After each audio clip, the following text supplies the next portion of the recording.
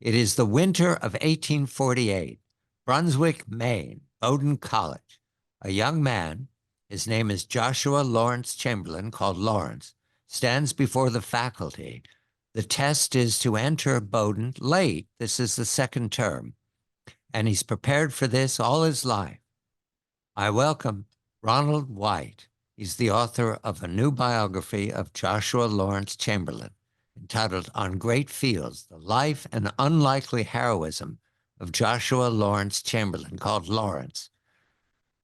Ron, a very good evening to you. Thank you very much and congratulations. That moment, Lawrence was standing before faculty. He could only dream of being a member of the Bowdoin College. I think there were more than 100 students at the time. There were 8 faculty members. What is it that they were asking him to do? How did he perform that day? And what does it mean about his skill that he could memorize at that length? Good evening to you. Good evening. Well, this was a classical education. And so, yes, as you suggest, he was asked to say from memory some of the classics of Greek and Roman literature, as well as saying in Greek from the New Testament. So this was a frightening moment in a way, but as you suggest also, he had prepared for it. In fact, he'd actually delayed his entrance so that he knew he was fully sufficient in using Greek. It was quite a moment. It was almost an inquisition, and yet he was excited to be a part of it and to become a student at Bowdoin College. He will be 20 years old this year. He was born in 1828. We need to go back to his origins. Brewer, Maine, on the Penobscot River across from Bangor. His father and mother were hardy Congregationalists. Mother was born 1803. Father was born 1799. He loved his parents. Who were they in Brewer? What did they do? His father was a farmer. They were, I would call them 19th century Puritans. Puritanism has taken a bad rap in recent years from academics, but for them, Puritanism was the life of the mind. And so he grew up both with a deep Christian faith and with intellectual curiosity. Not necessarily to read novels, they were a little worried about that, but this was a family that promoted the life of the mind. He could memorize. He memorized for the church. He memorized for his education. He memorized for Bowdoin. It's a skill that he perfected. Was that commonplace, or was he regarded as unusual at the time? It was commonplace. I fear, as we have young people today who say, I can look it up on Google, he memorized the 107 questions and answers of the Westminster Shorter Catechism. Question 1, what is the chief end of man? Answer 1, man's chief end is to glorify God and enjoy him forever. For him, it wasn't simply an intellectual exercise, it was part of the heart as well as the mind. And yet he had a perfect boy's life. His father took him shooting, gunning, yes, sailing. He could swim the Penobscot in all that boat traffic. The major industry at this moment early in his life is boat building. And Bangor was a town of 3,000. Brewer is much smaller, I believe. Much smaller, still is. Much smaller, maybe 1,000. But it's right across the river. And so he would swim. That image of him swimming between the boats is wonderful. He could sail, he could shoot, he could ride.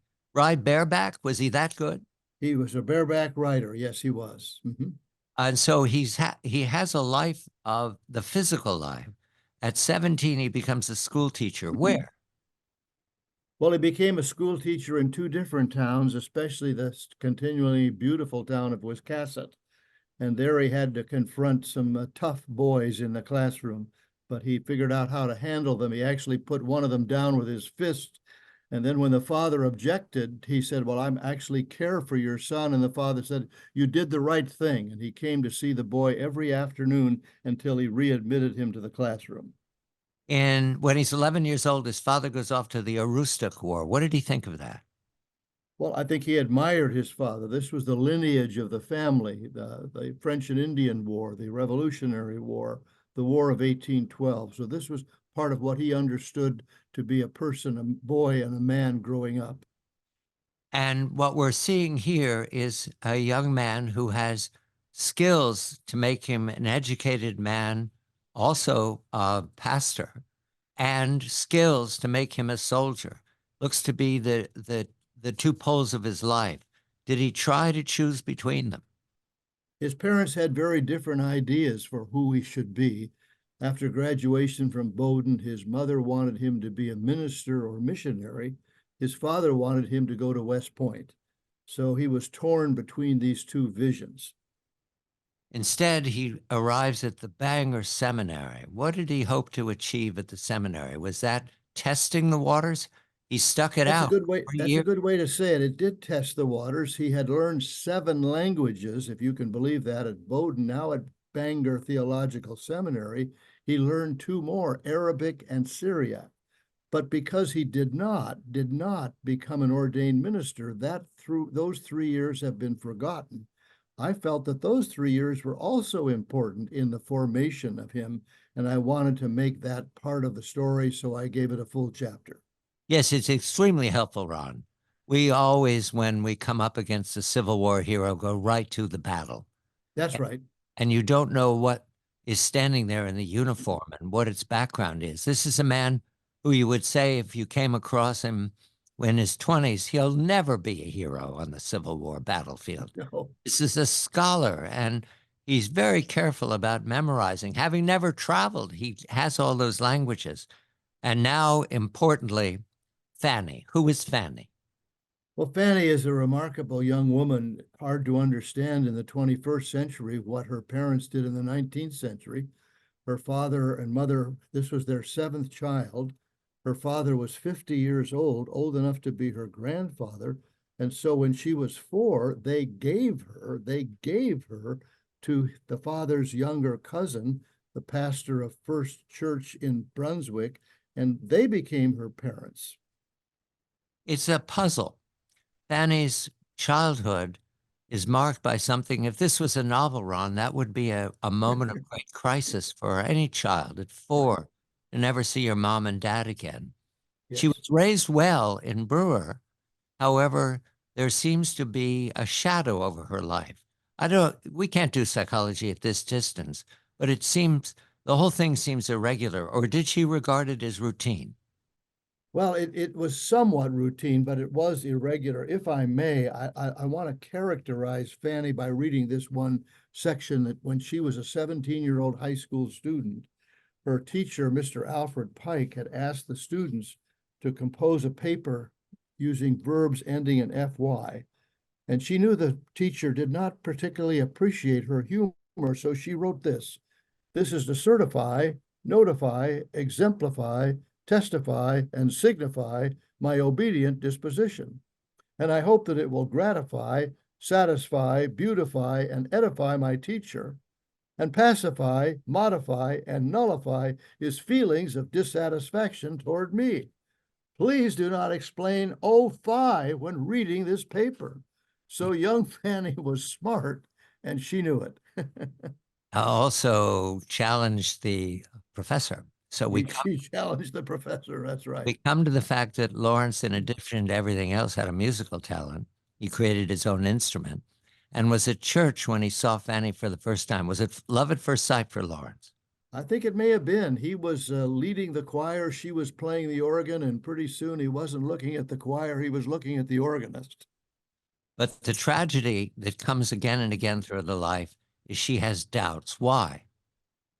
Well, she has doubts about herself. Her stepfather, really, Reverend George Adams, for us, kept a wonderful diary. But again and again, he refers to her as poor Fanny, poor Fanny. She struggled with depression. She had very great difficulties with her eyes. She would ultimately go blind as an older woman. So she struggled with her own sense of self. She spends 3 years in the South as a ward of Milledgeville, my memory, somewhere in Yes. Georgia. Milledgeville was then the state capital of Georgia. She did what a lot of young women did in New England. They went south to teach. She played the organ at First Presbyterian Church. So they were away from each other for 3 full years. Milledgeville. I smiled when I read that part of your book. The story is that Sherman's troops, when they marched through, poured molasses on the on the organ at the church in order to wreck it permanently. I don't know if it did or not, but it's strange how your telling of a real story comes again and again to the ironies of the Civil War ahead of it when the country was torn apart. They fall Yes. in love, she returns, and now we need to move to the chapter of the marriage and afterwards. The book is On Great Fields, The Life and Unlikely Heroism of Joshua Lawrence Chamberlain. Ronald White is the author. Yes, we're headed to Gettysburg, but right now we're at Bowdoin College, one of the esteemed higher learning centers in America. And Bowdoin College sees the talent that Lawrence Chamberlain represents and invites him to be a member of the faculty temporarily. He marries in 1855 to Fanny, and they go to Bowdoin College, Brunswick, 100 miles south of Brewer. And right away, he has interest in the pupils. Was that unusual for an educator in these days, Ron? Well, he had a wide-ranging interest, although he very much valued his own education as a student. He felt that as a teacher, he had to open up a wider range of possibilities, both in terms of what the students read, but also in the way that he taught. Sometimes the students were viewed simply by the other faculty as boys who needed to be regimented. He wanted to teach them what we might call critical thinking, let them think for themselves. He was on probation with the faculty. How did he think of it? This is a temporary position. The college didn't probably have the funding to do this, so he wasn't sure whether this would continue. Even in the first 6 months, he still entertained conversations with two different churches. Perhaps he would become a pastor. And possibly a missionary. Wants to travel. Sometimes I would think of him as the Jimmy Stewart character in It's a Wonderful Life. Right. Always trying to get away and always being pulled back. That's a good way to think about it. He has siblings, younger siblings. Tom, who will be with him in the war. John, who will be a pastor. Horace is his older brother, is his the second son. Yes. And is there a sister? There's a sister in there. There's a sister who goes by the name of Sae, S-A-E. She's younger, but becomes a very important person in the story. Right, a major correspondent. A lot of the revelation that Ron's book is very careful about the correspondence. You can always tell a biographer who has spent a whole lot of time away from his family when he deals with correspondence deeply into the details. All right, it is 1858 at Bowdoin College, which is an esteemed higher learning, and arrives a very famous man, former Secretary of War, former senator, now senator again, Jefferson Davis. How did this happen, and what did Davis do? Jefferson Davis, who would become Secretary of War, was senator from Mississippi, at his doctor's advice, had gone to New England for his health in the summertime. And when Bowdoin College learned that he was in Portland, where he was giving some lectures, they invited him to come to Bowdoin and gave him an honorary doctorate. And he gave a talk there, which at the time was somewhat conciliatory, and yet on the other hand, suggesting that the North needed to let the South deal with its own situation on its own terms. And just in case you thought we were making this up, yes, Longfellow's been here, fine. Hawthorne's been here, fine. Yes. The Beechers are here. How is that? Well, that's amazing. Calvin Stowe, an alumnus, had come back to teach. His wife was Harriet Beecher. One Sunday, in a kind of almost a vision at First Parish, she has the impetus to begin to write what would become Uncle Tom's Cabin. And as she did so, at first it was being serialized in a magazine. She invited students to come in on Saturday evening where she would read a chapter to them. Chamberlain was one of those students. Right. Before I became a member of the faculty, I didn't want to. There's so many ironies here, Ron. We're overwhelmed that we can't do everything. We have to get now to the breakdown between the North and the South. Yes. It was argued in the papers. Lawrence is busy with being an esteemed member of the faculty. The election of Lincoln, and then the breakdown, the secessions, starting in late 60 into 61. And so what we have now is a crisis upon everyone. The war is supposed to be over by Christmas. They're always over by Christmas, Ron. We've learned that. Because the North has such an industrial base, they'll overwhelm the Confederacy. The First Battle of Bull Run goes very badly. What does Lawrence make of it between Bull Run and the following year, the spring of 62? What does he think of the war? He's watching this from the standpoint of his students. There were no electives in those days, so he would have taught every student who enlisted in the Union Army. They actually come at one point and begin drilling on the campus, and one of the leaders of the drill observes that Chamberlain comes with great curiosity. But it's not till 1862, when Lincoln says we now need 300,000 more men, that then Chamberlain sends his enlistment to the governor of Maine. Yes, Governor Washburn gets this application to go to war by an intellectual who's been offered, what, 2 years abroad to sharpen his language? Once again, Jimmy Stewart's trying to get away. Right. The war pulls him back. They're going to give him a salary. Go to Europe, learn Arabic, learn French, enjoy Germany, all of that. He's got, what, 2 children and a wife at this point. He's 34, 33, 34 years old. Yes. So no one's looking to him to go to war, are they? No one. No, he would have not been thought that he needed to go to war. This was who he was in these years. Yes. However, the governor hears his application. They hesitate. He writes in mid-July. The governor doesn't answer yes till August. He gives him the 20th Maine. What does Lawrence make of that? Well, the governor is excited. For any governor in those days was excited to find a person of renown. It might be a politician. In this case, it's a professor. You needed someone who could recruit a regiment of 1,000 men. So he offers Chamberlain a colonelcy.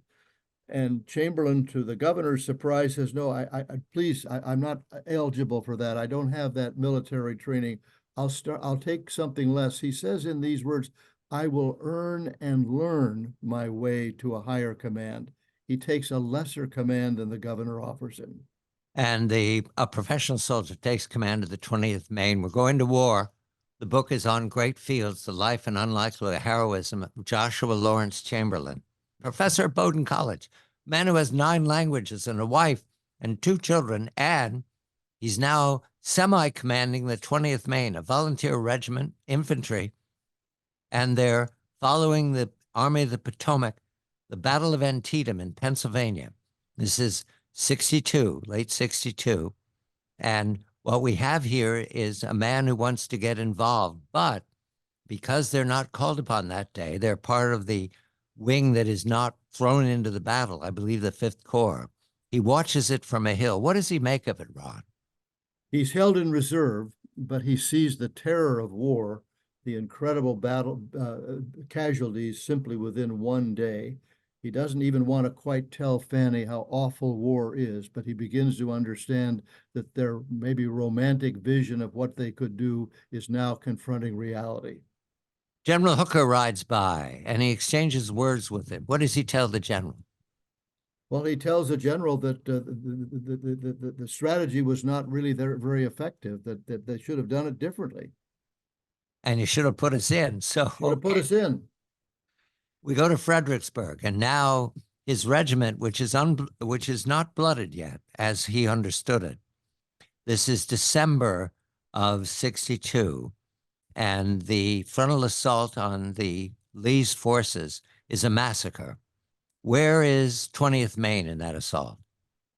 Well, the 20th Maine is sort of caught in the middle of this, not really at the front, but casualties are all around them. Overnight in the freezing cold, he's actually sleeping literally on the dead body of a Confederate soldier. So now the reality of war does come home to the 20th of Maine. They proceed into 63.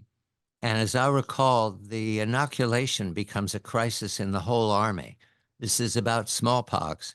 And they had a serum and they were inoculating. A little bit of smallpox makes it possible for you to survive a bigger bout.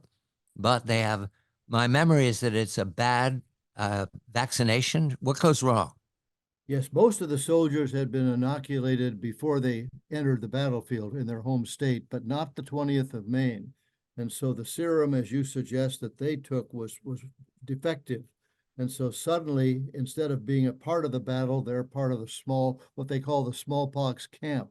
That's his new command, Camp Smallpox. Yes, And then some die, many are sick. It's a terrible moment for the 20th Maine. they have casualties in They have casualties, that's right, yes. in the 20th Maine, but they missed Chancellorsville, which They is missed Chancellorsville. another defeat. And Chamberlain at this point is getting stronger in his command ability. How does he relate to his command?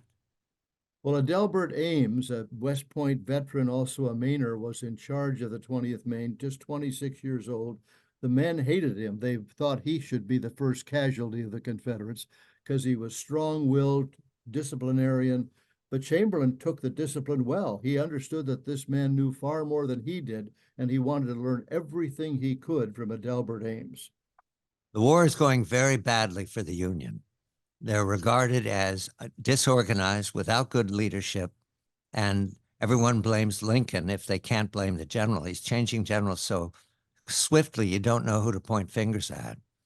Does Chamberlain write about the disappointment of the generalship, Ron? He doesn't really. That's not who he is. He's not a critic. He's not a complainer. He understands that this is a difficult moment and he wants to make the best of it. It is June of 1863. Lee has taken his army north, unknown where. And Chamberlain at 20th Maine is part of the 5th Corps, and they're strung out from Maryland all the way to Pennsylvania. They're ordered to force march. Where are they going? They're going towards, not knowing at the moment that they will actually go towards Gettysburg, and the average march, a long day's march, might be 18, perhaps 20 miles, but there are days when the 20th Maine will march 30 miles. It's a very rigorous march in weather conditions, heat and humidity that they had never faced, these men living in Maine. Without good water sources, and they're marching and marching, and they don't know what is at the end of the march. We need to go right into Gettysburg is a meeting engagement. That's what the history books tell us. But the way Ron presents it is quite correct. Nobody knew what was going on. The information was not accurate. It was mixed. You were given an order by sometimes an officer you knew, sometimes an officer you didn't. The 20th Maine is told the night before, get to the battlefield as quickly as possible. We need you. On the first day, July 1st, the Union forces fare very badly, and they're pushed all the way back to Cemetery Hill. The presumption by the Confederate forces, who are arrayed around them with heavy infantry. Heavy infantry is the tanks of the Civil War, yes. And the ability of the Confederates to plow over the Union forces has been their success so far. On the second day, we have a crisis because the Union Army is arranged in a defensive position, which is called a fishhook. Where is 20th Maine on the afternoon of the second day, Ron? Well, the 20th Maine is marching now into Gettysburg, and Gouverneur Warren, there's a wonderful statue there today with his spy glasses or field glasses, looks up at this craggy hill called Little Round Top and said, "Oh my goodness, it's undefended. Whoever will get to the top of Little Round Top will have a great advantage." And so the rush is to get to the top and therefore to defend the far left of the Union line. Is the fact that 20th Maine is part of a brigade, is that an accident, or did Warren go and Warren is the engineer of the army? Yes. Does Warren go and get that brigade, or does it just happen along the first people he sees? Well, he wants to go forward, but it is Strong Vincent, the brigade commander, a Harvard graduate, who says, "I'll take the command. We don't have time to sort of get someone who's senior to me." And then he gives the order to Chamberlain, "You are to defend the far left line at all costs. Hold this line." It's a brigade. It's not just the 20th Maine. No, it's not just the 20th Maine. There's five, I believe, regiments within the brigade. And they array themselves. Well, they scout out where they are because they haven't got maps. They've never been there before. What does Lawrence Chamberlain make of the position that they're given? Well, they're trying to see where they are, and at that moment, as Strong Vincent tries to see where they are, he is struck and ultimately killed. It's a very precarious position. They're not quite sure of where the enemy is. So Chamberlain strings his men out at the far left of the five brigades will be the five regiments will be the 20th Maine. Yes, and what we have now is an advance by the heavy infantry of the Confederacy. And the idea here is to overwhelm the Union forces. This is the moment that is debated the rest of the century and into this century. The 20th Maine is accidentally on the left flank of everything. And they're looking down a hill there's photographs in Ron's book. You can see what they're looking down from. There are trees, there are rocks, but they have some vision of what's coming up the hill. They can see as the Confederates advance. Is that correct, Ron? That's correct. The Alabama, and on the other flank of Alabama is Texas, forces that are much larger than the brigade and the 20th Maine defending Little Round Top. But they have 60 rounds each. I can't remember the statistic. They don't have enough ammunition. They don't have enough ammunition. They begin to pick up ammunition from the fallen Confederates, but very quickly they run out of ammunition. And there's a brigade line here, and the 20th Maine is at the left. However, Lawrence has an idea about how to cover his flank's flank. What does he do? He wants to position them so on the far side, no one can surprise them. And then he wants to have kind of a wheeling motion as he says, bayonet, just one single word, and they come crashing down the hill against the surge of the Confederates. And here's the moment that is most peculiar. The Confederates, there are different units here, Alabama, Right. but they've been advancing in this heavy fire coming down from the brigade above them. And they're exhausted. They're coming up a hill and they're being struck down. And yet they still outnumber everything that's above them. They don't know that. They outnumber it. And here comes a bayonet charge. Now, I think you report, Ron, that a bayonet charge was unusual. Very, very unusual. So this is not the usual way that one would fight, but when you've run out of ammunition, this is all that Chamberlain has left. And Chamberlain confronts an officer who has a pistol raised at Chamberlain. What happens? The pistol is raised, pointed right at his forehead. And Chamberlain literally speaks to the man and stretches his hand out and takes the gun away from him. And now that gun is on display at the Chamberlain House in Brunswick, Maine. A Yes, remarkable story. There's no way that's believable. All right. So Chamberlain lives to tell the tale another day. After the successful defense of the position, the Confederates retire. Chamberlain has been ill and he's ill again. So he's rotated. He goes back to Maine to visit home, but he's rotated into other duties because of, is it malaria that he had this time, Ron? He had malaria. People didn't fully understand what was malaria and how to treat it.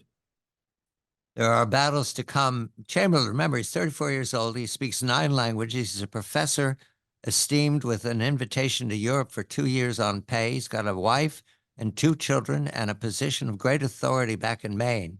And he's coming back to war. The book is On Great Fields, The Life and Unlikely Heroism of Joshua Lawrence Chamberlain. He's just had the moment of moments. Here all these decades later, we still talk about what happened that day, the second day of Gettysburg, July 2nd, 1863. But there is a life to live. And yet, Chamberlain takes the risk of going back to war. There was plenty of opportunity for him to rotate behind the lines. He chose none of it. He went back to war and he's given a brigade. We're now at Petersburg.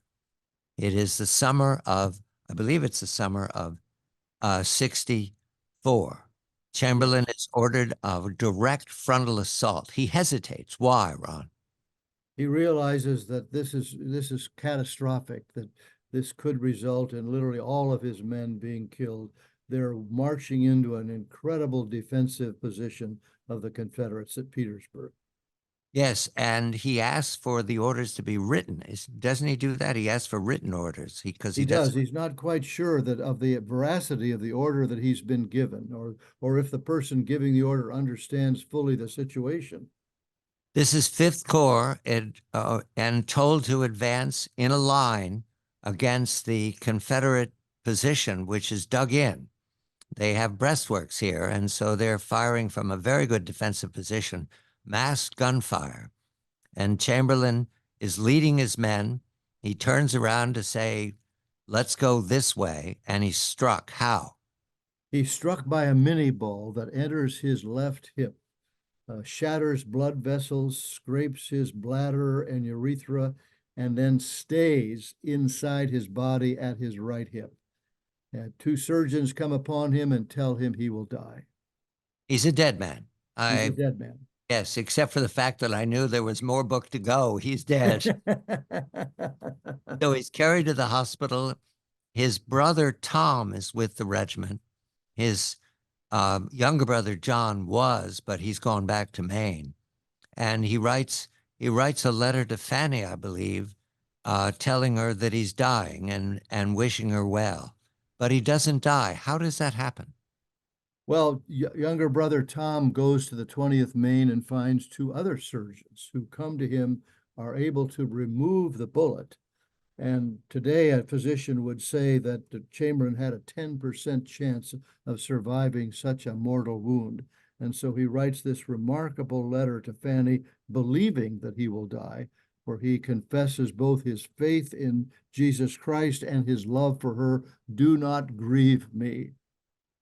Yes, he lost his brother Horace in early '62, I believe, and he Yes, talked that's right. about how Lawrence Horace wouldn't want to come back because he's the Great Divide. So he sees himself going to heaven, and yet no antibiotic, no antiseptic. He's in a Union hospital surrounded by dying men, infection everywhere. How does he survive? Does it make sense to you, Ron? It's almost impossible. I mean, he says to the physicians, tend to other people, leave me alone. I'm going to die. There's other men who have a much greater chance of survival. He doesn't die. He's given light duty. And now again, it's late 64 or into 65, and he asks to go back to battle again. So he's given a brigade of his own. It's early 65. Grant is arrayed around Petersburg and Richmond, the siege of Lee. And the siege finally breaks in late March, early April, and Lee makes a dash to escape. Chamberlain, part of Sheridan, I believe, part of Sheridan's cavalry, is on the chase of the Confederate army, and we come to Five Forks. Where was he at Five Forks? He was at Five Forks right in the thick of the battle.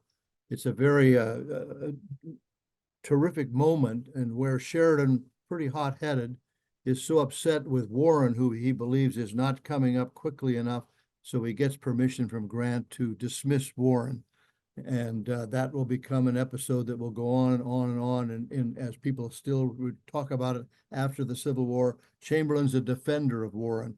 He is a professor like Chamberlain. He may not look like he's outwardly passionate, but he's a very courageous man.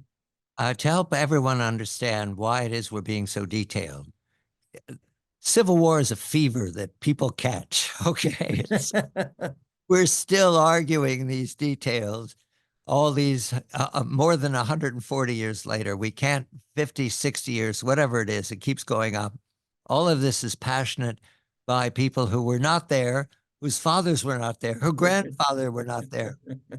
But when Ron makes a commitment and there are maps in his book that help you understand, we're still arguing both sides of the position. Chamberlain survives Five Forks. Lee surrenders, and here's a controversial moment. Grant accepts the surrender at Appomattox Courthouse, but the actual surrender of arms and the officers get to keep the buttons on their coats and their horses, as I remember. Yes. That is assigned to Chamberlain. Why? Well, this is part of the controversy, as you suggest. There is no written order. And yet my mentor, the great Civil War historian at Princeton, James McPherson, said to me, not everything was written down in the last tumultuous days of the Civil War. So I went to Appomattox to find out the truth. And Patrick Schroeder, the park historian who has studied this for 25 years, believes that Chamberlain was given the command and did lead the surrender of the Confederate forces that remarkable April 12 day. And the moment that is debated, a salute to the Confederates, how did that happen? Yes, John Brown Gordon, like Chamberlain, a man who had not had any military training, had risen in the Confederate ranks to be almost at the top of Lee's generals. His men called him the Gallant. And as they came forward, suddenly, to his surprise, Chamberlain literally and gives them what's called a marching salute. Now, what was he saluting?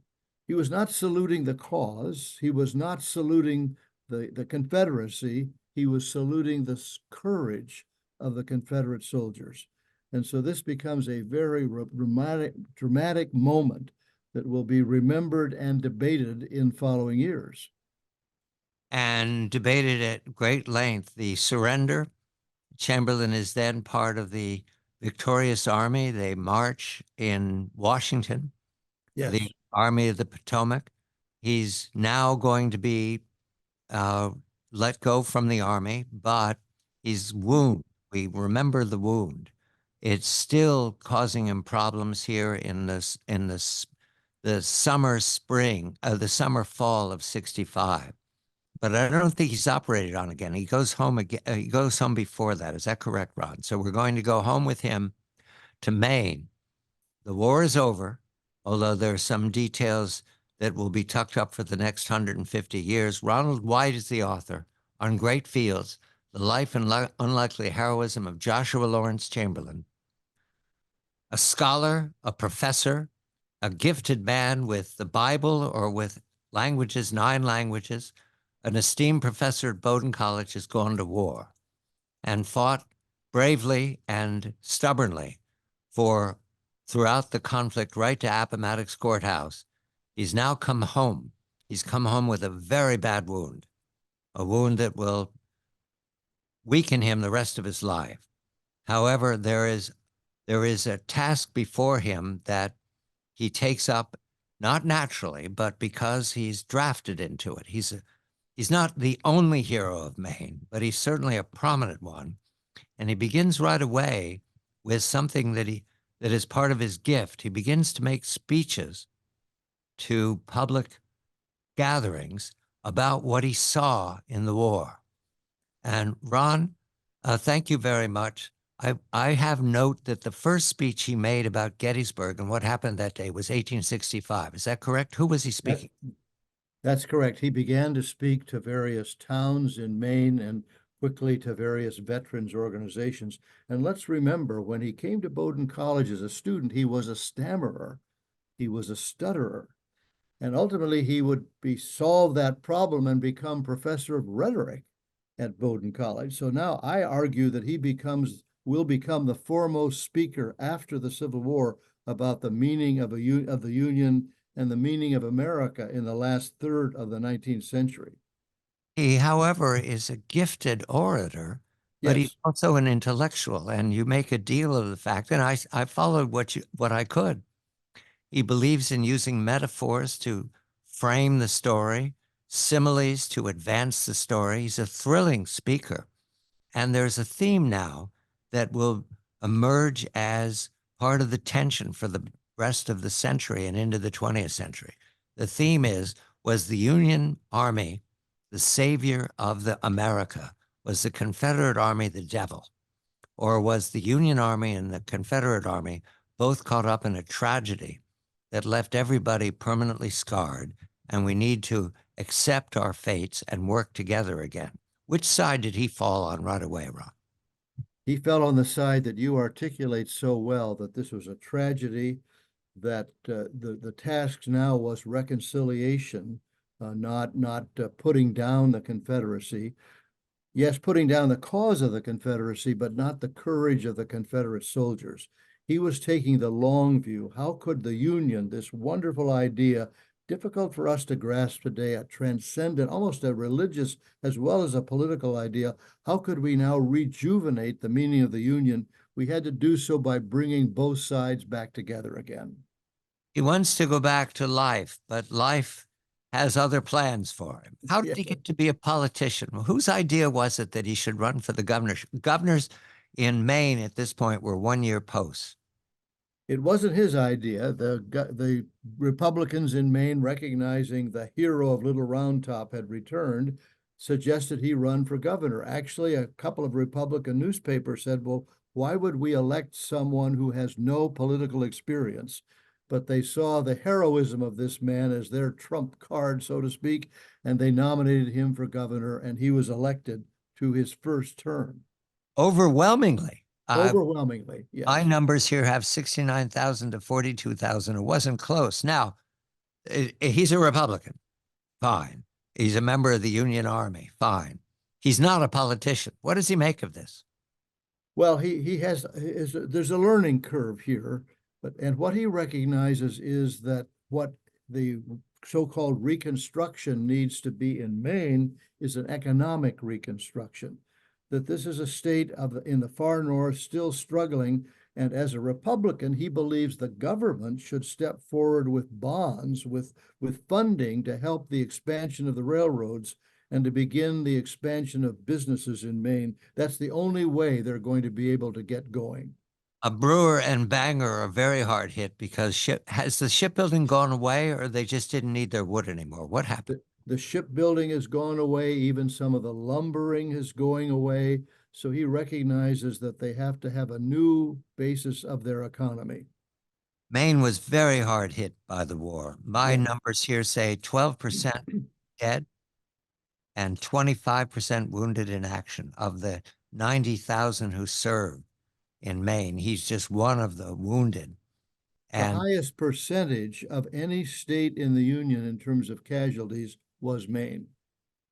The wound,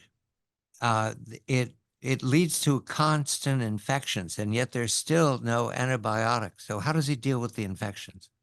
Well, what we now call internal wounds, we're aware of the external wounds, the amputations that marked Civil War soldiers that everyone saw. What they didn't see was what was happening inside his body. And because he did not complain, many people were even unaware of what he was suffering.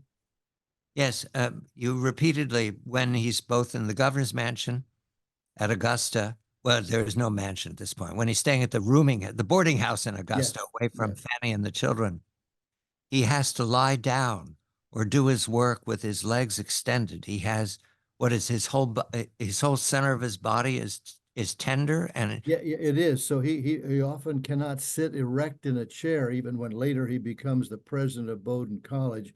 Why, there's a couch in his home, and he often lies down on that couch. From there, he does his leadership. Was medical science able to help him at this point, or is that developing as the century goes on? Not really. We don't want to make medicine look like it was back in the Middle Ages. I mean, they did, in fact, save his life, but they could never repair the wounds that he suffered. The marriage. Fanny has survived waiting for him to come home because so many didn't. However, the marriage starts to break down. Why? Well, it's hard to understand. Obviously, he was away as other men were away. Then when he becomes governor for 4 terms, 4 years, he lives much of the year in Augusta. She doesn't want to go to Augusta, as you suggested earlier. This is a rooming house. There's no governor's mansion. And whether this distance then provoked a distance in the marriage, something happens. And at one point he writes this letter, "You need to stop telling these terrible things about me to your friends, that I'm pulling your hair, that I'm doing this and doing that." And we wonder what did really take place. At that moment, there's an absence of correspondence on her part, so we don't know her side of the story. People in the 19th century often burned their correspondence, husbands and wives. This was a private matter of their marriage, and we don't have, in this particular case, enough correspondence to really understand what took place. Was it the wound, Ron? Did he not tell her about the wound? He didn't tell her enough even about the wounds. That seems also very, very odd that she didn't fully understand all that he was experiencing. And the risk that he took all the time. All right. Yes. And I believe her stepfather's diary is missing these parts as well. Yes, the stepfather, George Adams, who was pretty careful in writing his diary. In this particular moment, we go 3 months without any entry in the diary, so we don't have his point of view. I learned from Ron that that wound will kill him. He might be the last Yes, casualty of the Civil War, but it won't be till the 20th century. So we got a right, lot of time to right. go through. All right. He is today we would say he was a progressive governor. He wants railroads. He wants immigrants. He wants education. Does he found Orono? Is he the father of the Orono College? Well, Orono is where the now University of Maine it was first. At first, it was an agricultural college, but although he's a part of this classical Bowdoin College, he's also a supporter of the agricultural Orono College, recognizing this is needed for people in his state. Running for the second term was unusual. Running for the third term was unheard of. Running for the fourth term. How was he regarded? He's not a politician. He's surrounded by James G. Blaine is alive, for heaven's sake. And so we've got some major American politicians here. How does he get on with them? Well, he is respected, and at one point there's the death of one of the senators, and the thought is that maybe he would nominate himself. I've often been asked on these book tours, why did he not run for a national office? I think part of his growing up ideals was not to promote himself. So although he was effective in Maine, he never actually occupied a national office. Until I read your book, I often puzzled why he wasn't president of the United States. Right, yes. Because you start as a governor. It's a pretty straight road for the Republican Party to ride you Yes, right through the Chicago Convention to sweep. The Republicans were winning everything from right. 1860 until, well, you could say Wilson was the exception, but really not till FDR is there an Yes. exception to the That's Republican that's a machine. good point. Absolutely. Yeah. Yes. But I see now, Ron, it was the wound that held him back. He was not candid about it, but he wasn't a healthy man. No, that's true. Yes, yes. The book is On Great Fields, The Life and Unlikely Heroism of Joshua Chamberlain. Chamberlain is now asked to come back to Bowdoin College as the president. And I note that this is significant only because as a Union hero, you would expect him not to go back to scholarship. He can live on other opportunities in the government. It's all dominated by Republicans.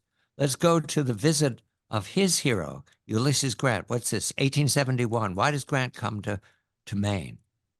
Grant comes to Maine to help promote a new international railroad. And as he comes and stops in Brunswick, where Bowdoin College is located, he invites Chamberlain to go with him to the great celebration in Bangor.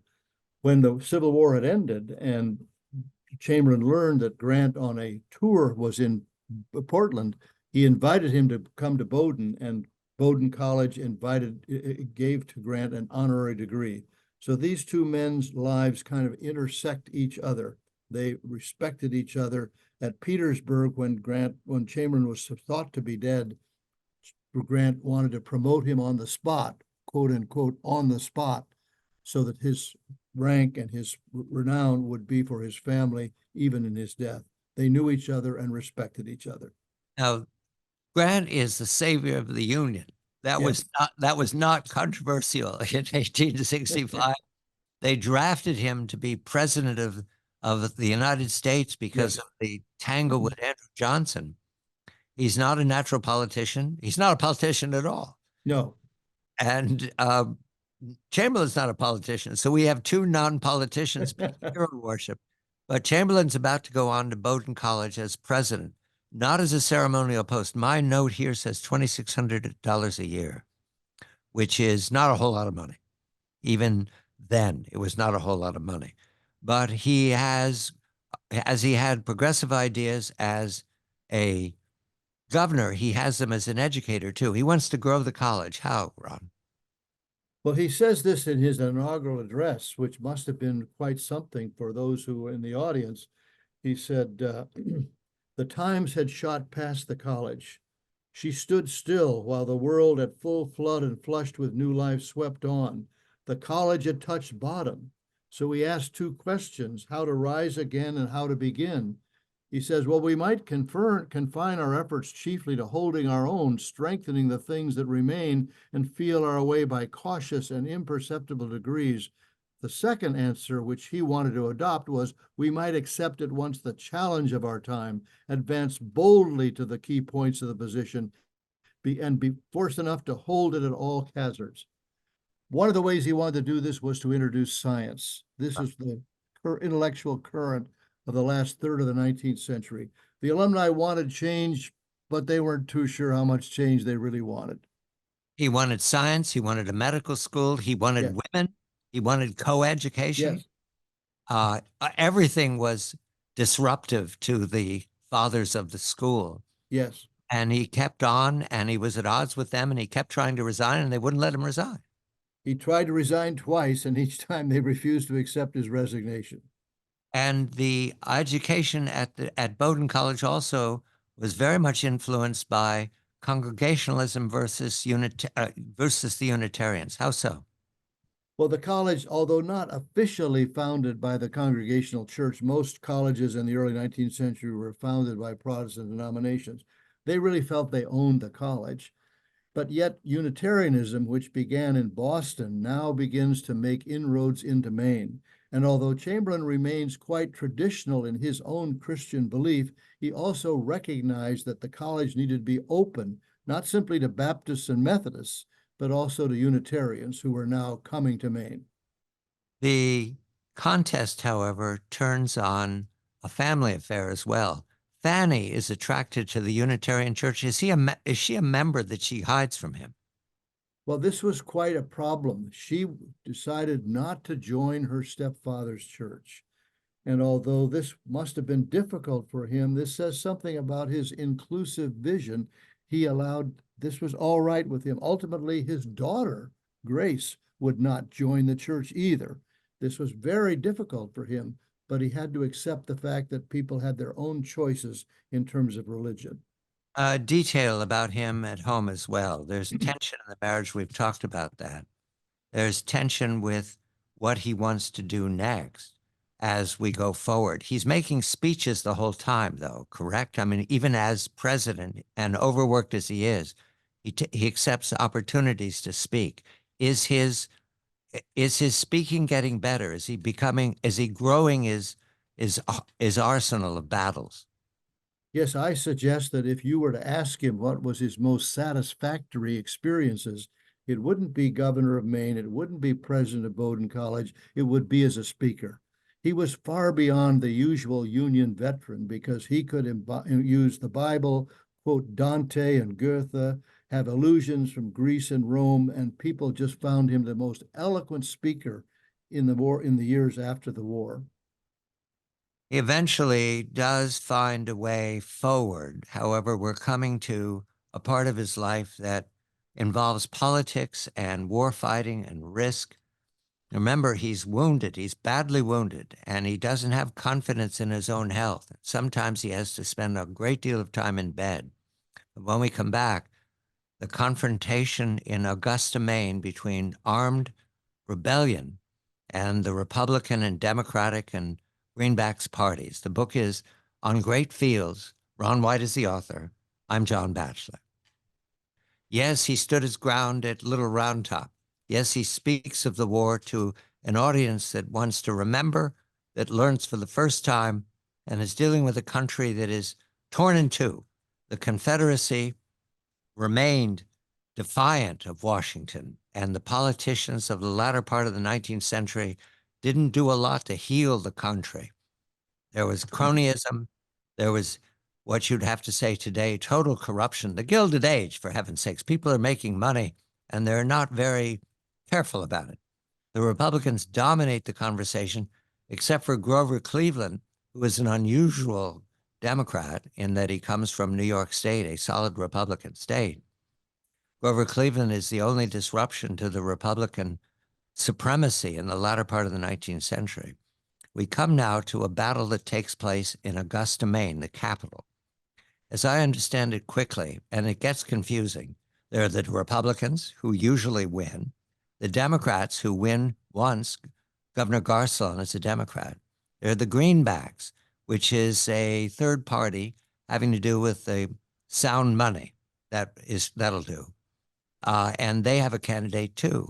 It comes to the vote of the Garcon wins the vote in 79. They vote every year in Maine. And we come to 80 when the governor manipulates the results of the ballot. Ron, that's as far as I can go to wind up to this, what you'd have to say, the Battle of Augusta. What happens?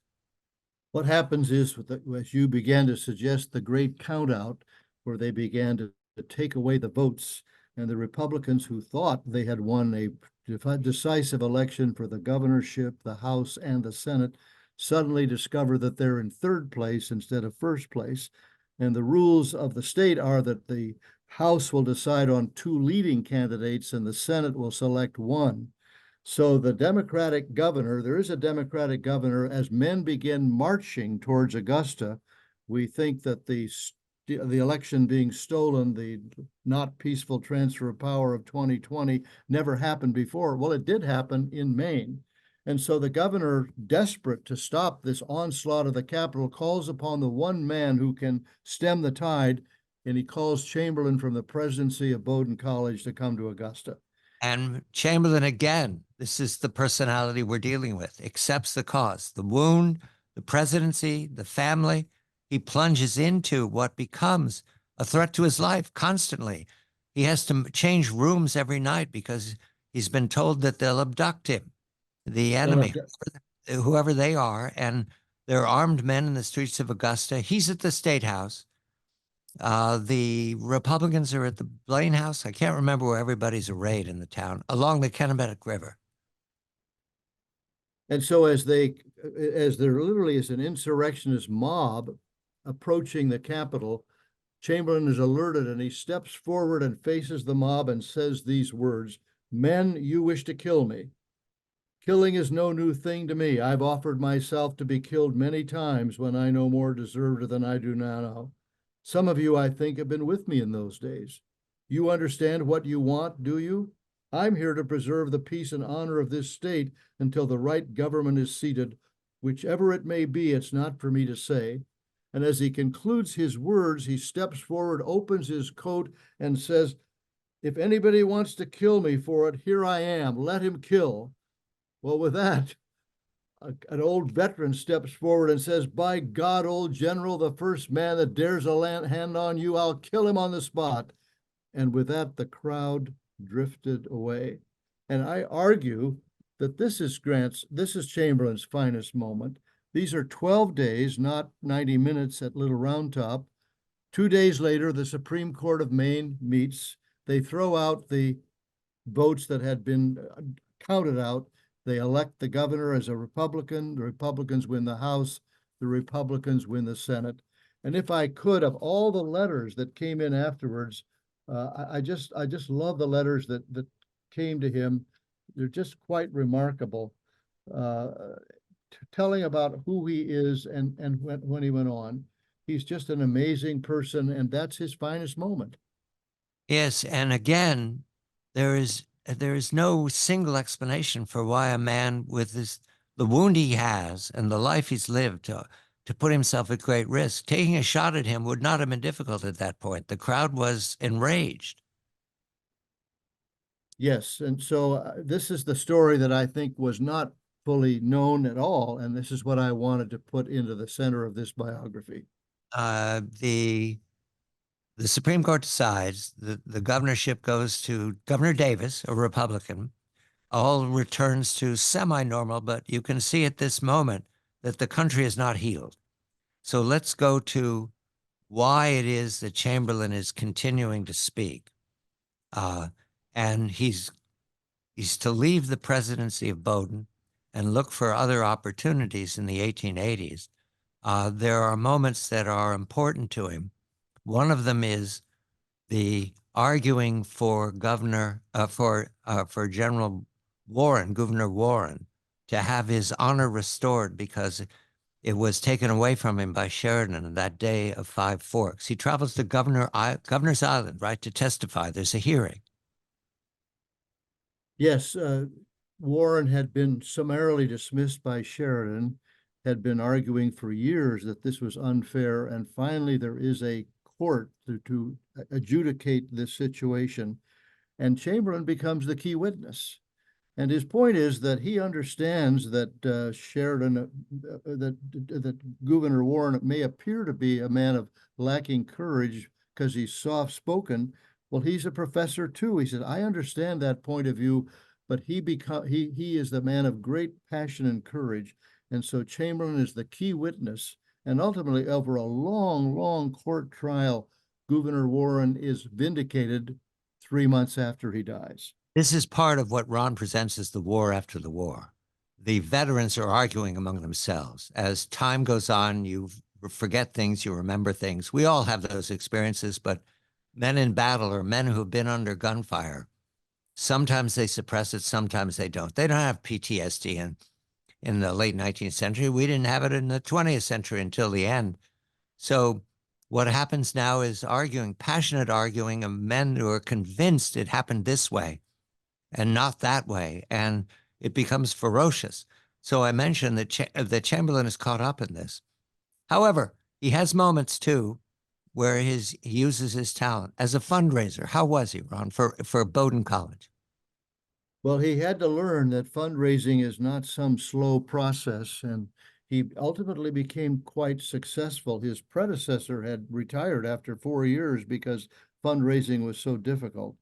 But because of his own personal ability and his own personal story, he does succeed in gaining some really sufficient funds to help the then infantile almost endowment of the college.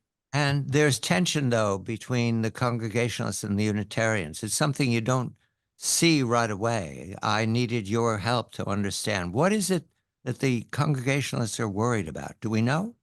Well, they're worried about the eroding of their faith. So some of the gifts that are given are on the basis of the donor will say on the basis that the college will retain its congregational or Presbyterian system of belief.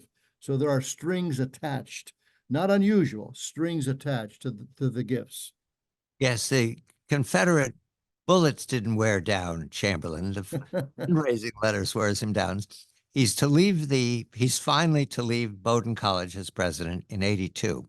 However, there's this moment here that you have to read it to believe it. He dashes off to Florida. Why? Well, he realizes that there's no pension being governor, no pension being president of the college, a small military pension. Maybe he should try his hand at business. This is the way he can procure money for he and Fanny in their retirement. Florida is just being opened up by real estate persons. They want northern men to be the titular head of companies, so they entice Chamberlain. Probably they didn't have to entice him too much to head up the West Florida Improvement Association. And this is a Florida without air conditioning. The malaria is still a threat. Yes. All the swamp fevers are down there. He takes a trip to Florida. He writes Fanny about it. She doesn't travel with him.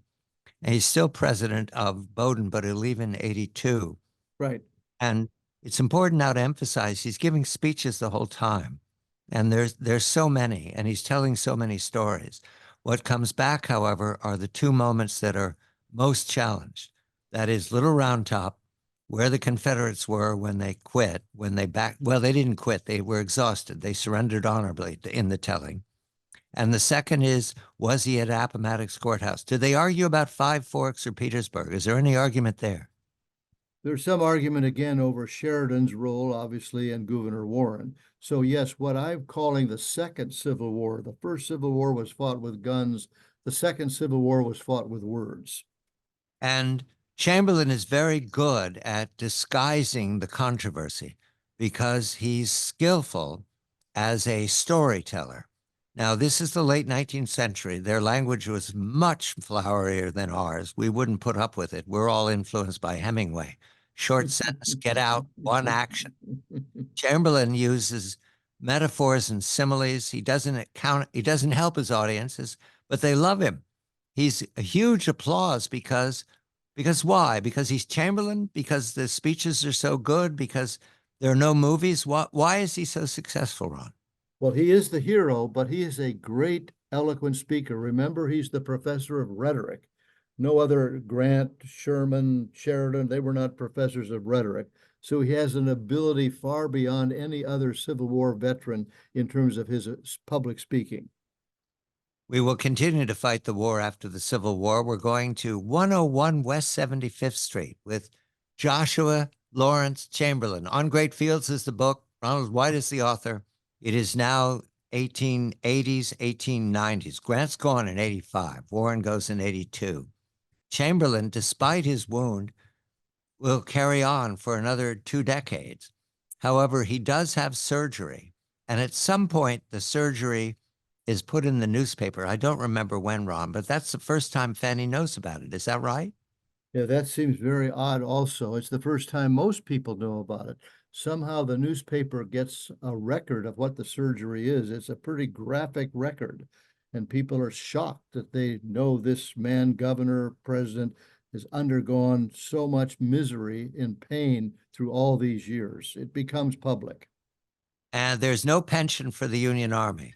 There's no medical benefits. There's no VA. You take care of yourself or you don't. And many didn't. Many couldn't. Chamberlain, however, persists. And he persists at 101 West 75th Street. I tried to look it up, Ron. Sherman lived there in the neighborhood somewhere in the West 70s, as I recall. And he became a first nighter. He would attend every theater piece in the beginning. This is Sherman who in 1880, I'm going to say, for the presidency said, if nominated, I will not accept it. If elected, I will not serve. That's Sherman. And Chamberlain's there at the same time. So did the heroes of the Civil War, did they spend time together? Or did they stay apart? Well, they had remarkable reunions. And in 1869 was the first reunion of what became the Society of the Army of the Potomac. And Chamberlain is selected to be what they call the quote unquote orator, which tells you already by then his renown was there. Sheridan must have been sitting in the front row or the front table because he's elected president of the society. But in the middle of his speech, Chamberlain brings up the case of Warren and says sometimes people have been treated unfairly. He says that right in front of Sheridan. So he already was the great orator for these various reunions. Florida adventures are not developing. Chamberlain buys a boat at one point and asks Fanny to go south with him. She does, but it's during a frost. So nothing is working out, as Ron calls entrepreneurship. That's not his skill. His family tells him he can't be great at everything. He's disappointed because he's trying to come up with a legacy for his wife. They live in Brunswick. They have a beautiful house. Is it still there, Ron? It's still there. It's now a museum. I really commend people who have the opportunity to visit it. He moved the house 4 blocks from Potter Street to Main Street to face the college and the church, raised the bottom floor 11 feet, and built a new first floor. It's quite a remarkable home. There is a photograph in your book, and Yes. I wasn't entirely sure. Is that an American flag hanging from the ceiling? Well, it's an American flag, yes, and also the battle flag of the 5th Corps. Yeah. I see. So, and the museum today is open for anybody to visit because this It is is. It's open. It's operated by the Pajepscott History Center of Brunswick. Chamberlain is known for that 190 minutes, as Ron says, at Little Round Top, but there's much more to this life. So we need to go back to the events are happening. Fanny's losing her eyesight. She will eventually leave us in 1905. He loses Tom in 1896. Tom was with him with 20th Maine, serving as a lieutenant, and has a life that is a disappointment to himself, given the gem that was his older brother. Many businesses approached Chamberlain, asked him to be president. Did they pay him for being president? They do pay him, but it's not really working out in the way he anticipated. He's not really a success in business. And finally, by the end of the century, he recognizes this and steps down. And in a remarkable letter, his son, Willis, writes to Fanny and says, well, I think I've discovered what you've known all the way along. Our man cannot be successful in everything. The problem is he's always looking out for the other fellow instead of for himself. That's accurate. He doesn't have a source of income. 1905, he's made surveyor of the port of Portland. What does that mean? That's right. Yeah. What does that mean? What are the duties?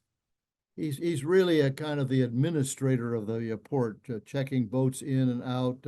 It does give him time to continue to speak and then to begin to write. And so he goes back and forth between living in Portland, where he has a home, and retaining his home in Brunswick. Yes, he's put at the head of the Bible Society. He's the head of the missionaries. He's the head of the Society of the Blind because Fanny's going blind. He's in his 80s now and still very active. There's some vivid pictures in the book of him with his white hair and white mustache and full uniform riding. And we always knew that he was a horseman. Detail here, he takes a trip. Is it 1905? Yeah, 1905. He goes to Egypt, Italy. Does he go to the whole? I think he goes to the Holy Land too. He does, and this is remarkable. He, as people did in those days, he writes back to a newspaper. And when he goes to Egypt, he writes back and says, well, in the evening, I spend 1 hour reading the Bible in Greek and 1 hour reading the Quran in Arabic. It just talks about what a remarkable person he is.